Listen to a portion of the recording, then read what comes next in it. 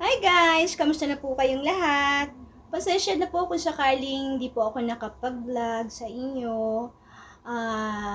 Kasi po busy po tayo. Pasensya na rin kung paminsan-minsan po ako ng vlog sa inyo na ginagawa ko. Ayun po. Sa araw po na ito guys, it's dahil sa mainit po dito ngayon ng panahon pa po sa Japan, it's gagawa po tayo ng kakikori.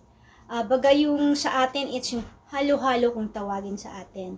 Pero simpleng mga recipe lang yung ilalagay natin at hindi ganoon karami talaga at hindi mahirap. Ayun, tsaka magluluto rin po ako ng ang tawag dito, turon po. Turon. Kasi meron po akong saging dito na malapit ng mahinog. So, bali, sayang naman kung sakaling itatapon natin, di ba? Pwede pang gamitin. So, bali, yun guys, yung aking gagawin, yung turon. And then, nag-ano rin po ako ng mais. Yun, pang merienda. Merienda namin, tatlo. Ayun. Actually, binuel ko na yung mais. Ayun guys, ipakita ko sa inyo. Masarap ang mais dito guys sa Japan. Grabe, oo. Matamis-tamis. Kasi nakabili ako kahapon sa Bishi. Hindi naman ganun siya kamahalan. Kaya bumili na rin ako ng tatlo. Sabi kong ganoon. Para merienda bukas. Yun. Kaya yun, niluto ko na po siya. Ngayon nagbo-boil na siya. Pakita ko sa inyo guys ha. Ayan guys, yung aking mais. Boil na siya. Wow, ang init. Ayan, di ba? Ang sarap, no? Dilaw na dilaw. Ayan. So, bali, malapit na siyang maluto. Kaya, hintayin na lang natin ng ilang minuto siya. And then, pakita ko rin po sa inyo, guys, yung mga, gagawin ko sa na turon, Ang gagamitin kong saging, it's 3 piraso lang po, guys. Ayan. Diba? Sayang kasi, mabubulok na siya. Ayun. And then, nag-prepare din ako ng asukal na pula. Ayan po. And then, yung pambalot natin. Ito po, 10 pieces po siya. Ang laman nito, 10 pieces. So, bali 3 piraso lang yung ating saging. Pero, siguro magagawa natin dito, it's mga 2, 4, 6, 6 na piraso siguro. Ayun guys. And then, yung sa kakikori po natin, guys, ito yung ating gagamitin. Bumili po ako ng melon karupis dito sa Japan. Ayan, ito po. Nabibili po to sa V-Drug at hindi lang sa V-Drug, siguro sa mga supermarket dito. Pero kasi nabili ko siya sa V-Drug. And then, ito po yung milk na ilalagay po natin. And then, nag-ano na rin po ako ng kori, yung yellow po na para ikayod natin doon sa para maging kakikori siya o halo-halo. Yun lamang po guys yung ating napakasimple lang yung ating merienda ngayon. Ayun. Tsaka hindi sa oras. Kaya see you guys na lang po mamaya ulit. Guys, nabalot ko na po yung turon natin. Ayan po. At nilagyan ko na rin po siya ng sugar sa loob. And then, yung natira nating sugar, ilalagay po natin yan mamaya dito sa pinainitan nating kawali. Kasabay nito yung turon na ilalagay po natin, guys. Ayun. So, bali, siguro mainit na tong turon. Turon. Yung kawali. Ano ba yan? Pamali-mali tayo. Ayun, mainit-init na.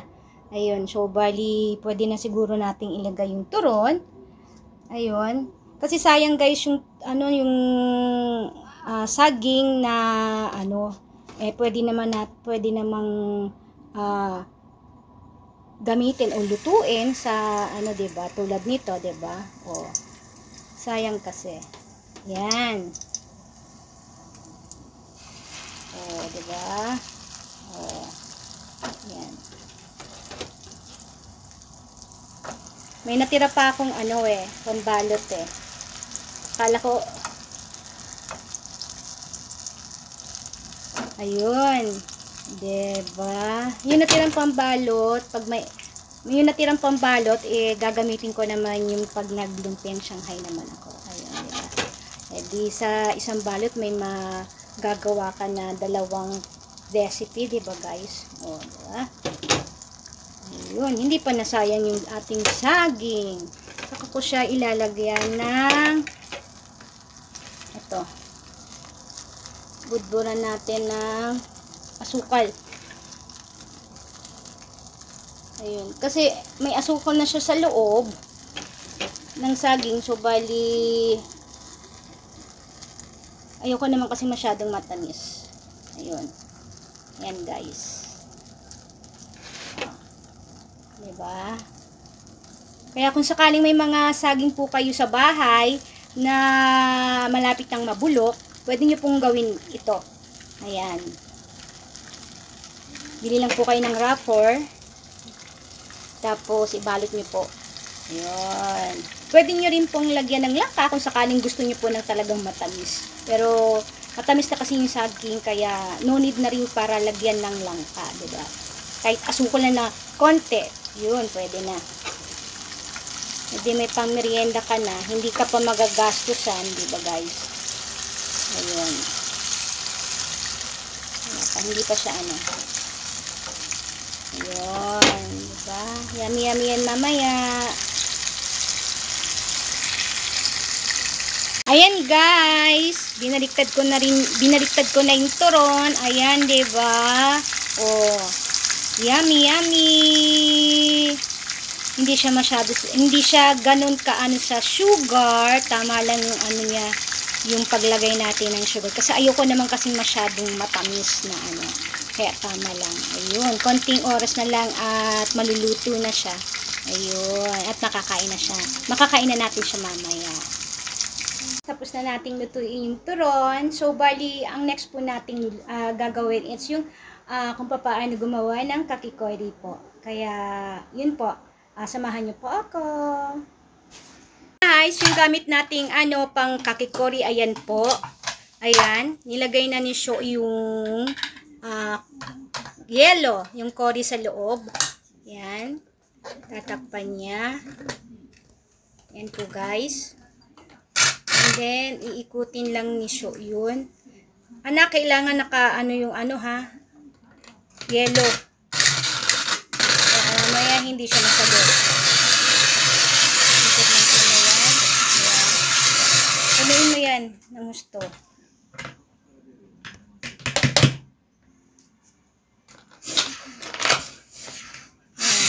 Meron talagang pangano talaga sa kakikori, yung pangkayod talaga sa yelo. Maganda. Kaso, ayan lang po yung nabili ko na mura. Pag okay na yung budget natin, pwede na tayong bumili ng konting mamahalin. Pero yung mahal na pangkayod, talagang pinong-pino naman talaga yung yelo. Ito, pino rin siya, pero hindi ganun talaga na Ayun. Ayun, kakayuri mo pa. Ayun, talaga pipindutin mo lala. Kung sana siya kaya mahal.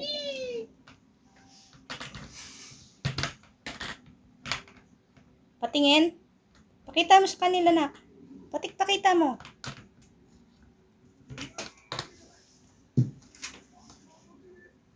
Ayun. Ayan yung yelo. Ayan yung yelo. Okay. Ayan. So, bali, hindi masyadong puno yung nung baso ng ng yelo. So, bali, kailangan siya na punuin mo. Naglagay ulit si Sho ng yelo.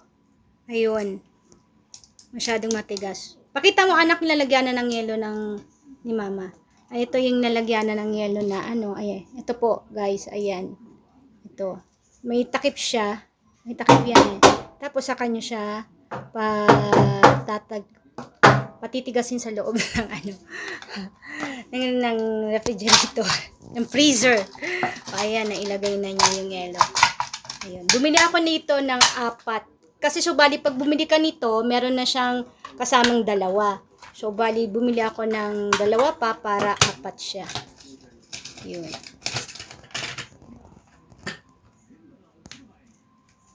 Lagyan mo ulit yan ng yelo pa para punong-puno. Grabe kasing init dito guys ngayon sa Japan. Ayun. Kaya masarap nga yung maghalo-halo kakikori. Bagamat hindi halo-halo ng Pilipinas ang ating gagawin. Mahal kasi ang ano ng halo-halo ng Pilipinas eh. Dito kung bibilin mo eh. Ayun. Kaya pansamantalayan na muna. Taste muna tayo. Diba? Ikot-ikot. Exercise yung kamay. Ayan guys.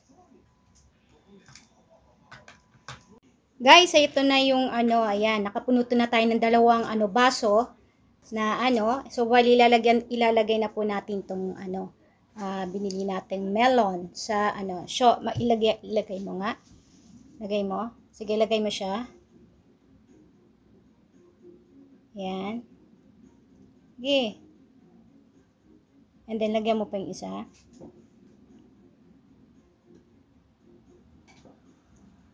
Ito. Lagyan mo pa. Yes. Kasi konti lang nilagay mo. Lagyan mo pa. Masyadong yan. Damian mo. Ayan. And then, lalagay po natin yung milk. Ako na, maglalagay. Ayan. Ayan. Ito. Ayan po, guys. Depende sa inyo yung kung anong gusto nyo. Matamis or sobrang tamis or tama lang. Tapos, gyunyo, ito po yung gyunyo, gatas. Kahit anong gatas po, pwede nyong ilagay. Pero, kasi dito po sa Japan, ito yung aking Ayan.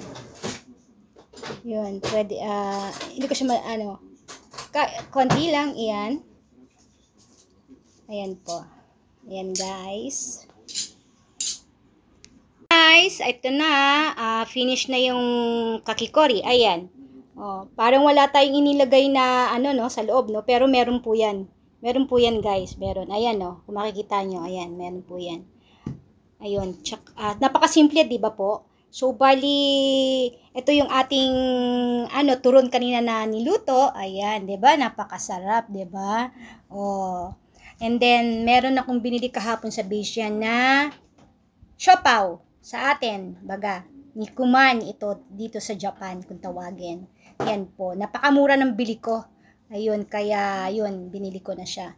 And then, yung ating pong mais. Yan, guys. O, diba? Yummy, yummy, yummy, yummy. Yan po ang aming merienda sa araw na ito. Yan po, guys. Kaya, yun. Kain po tayo, guys. Ayun. Napakasarap nito. Ayan, napakasarap nito, guys. Grabe. Guys, napakasarap nito. Kaya, kain po tayo. Tikman na natin.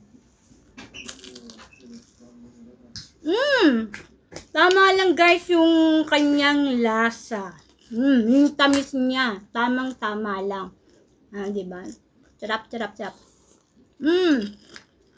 Hindi na sayang yung ating saging, diba? Tsaka yung saging na saba dito sa Japan, mahal din. Ayun.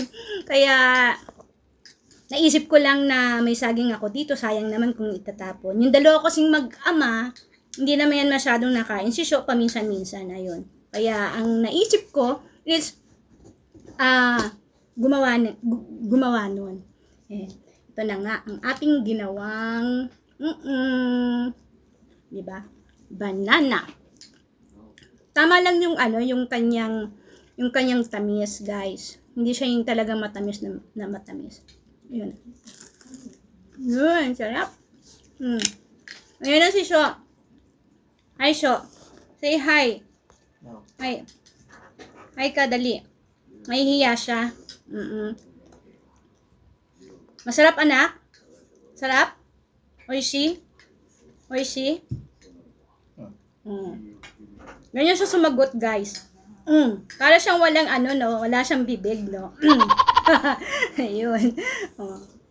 Hindi masyadong matamis, Sho. Amari ama ko, nay. Okay lang?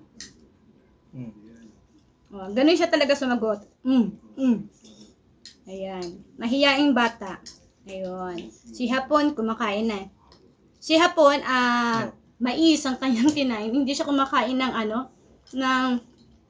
itong matamis. Kasi, bawal siya na masyadong matamis na Hindi naman ito masyadong matamis pero hindi niya kasi gusto Sarap-sarap nga Diba? Ayun po guys ang ating mga ginawa ngayon. So bali, bukas naman po, continuous po natin ito. Yung ating vlog tomorrow naman po, it's yung maglilinis po tayo dito sa bahay namin. Magwa-wax po tayo. Itong aming sahig, iwa-wax po natin. Kasi yung trabaho namin, di ba, nagwa-wax kami, naglilinis kami ng hospital, yung mga ano, di ba. Ganun din po, yung bahay po namin, wax po namin. Pagka sa atin, floor wax, yung floor wax po natin. Para kumintab ang ating sahig sa loob ng bahay. Yun po guys, kaya see you tomorrow na lang muli po guys. Continuous natin to para marami-rami ang ating vlog po. Ayun po na ating yun po. Kaya see you na lang po tomorrow. Kain muna po kami. Yummy! Tikman muna natin pala yung ating halo-halo kakikori ng Japan. Ayun. Yun. Oops.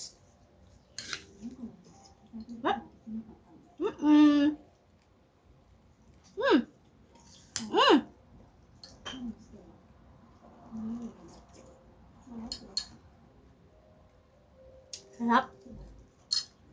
Sarap siya guys. Tama lang yung tamis. Tama lang. Kaya, yun. Enjoy ko muna itong pagkain ko. See you!